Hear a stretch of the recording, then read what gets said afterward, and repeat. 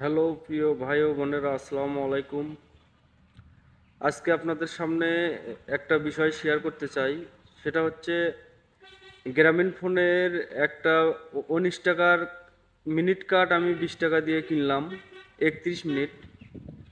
সেখানে মেয়াদ দেওয়া আছে 24 ঘন্টা। তা আমি 5 থেকে 7 মিনিট কথা বলছি, বলার পরে আর প্রয়োজন নাই, এই জন্য বলা হয়নি।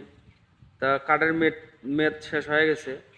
তা আমি একটা জিনিস ভাবলাম, মিনিটটা তো আমি টাকা দিয়ে কিনছি, 20 টাকা দিয়ে কিনছি, তাই না?